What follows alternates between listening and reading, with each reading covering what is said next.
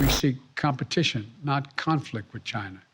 We're not looking for a new Cold War, but I make no apologies, and we will compete. And we'll responsibly manage that competition so that it doesn't veer into conflict.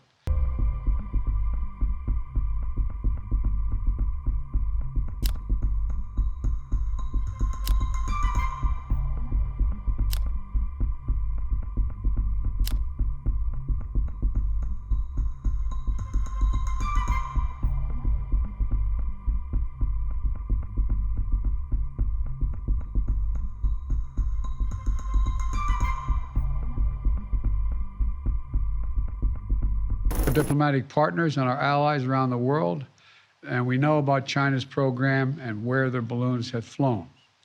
Some of them have also raised their concerns directly with China. Our exports have lifted components of the Chinese balloon's payload off the ocean floor. We're analyzing them as I speak, and what we learn will strengthen our capabilities. Now, we'll also continue to engage with China, as we have throughout the past 2 weeks. As I've said since the beginning of my administration, we seek competition, not conflict with China. We're not looking for a new Cold War, but I make no apologies, and we will compete.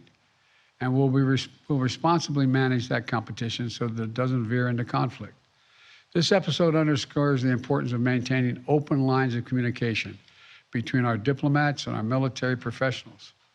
Our diplomats will be engaging further, and I will remain in communication with President Xi.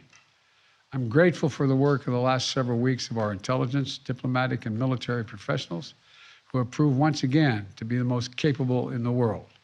And I'm still assessing all 3 incidences. They're reporting to me daily and will continue their urgent efforts to do so, and I will communicate that to the Congress. We don't yet know exactly what these 3 objects were, but nothing right now suggests they were related to China's spy balloon program or that they were surveillance vehicles from any other country. The intelligence community's current assessment is that these 3 objects were most likely balloons tied to private companies, recreation or research institutions studying weather or conducting other scientific research. When I came into office, I instructed our intelligence community to take a broad look at the phenomenon of unidentified aerial objects.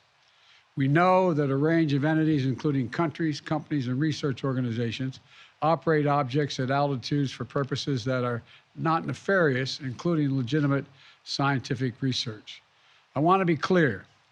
We don't have any evidence that there has been a sudden increase in the number of objects in the sky. We're now just seeing more of them, partially because the steps we've taken to increase our radars, to narrow our radars.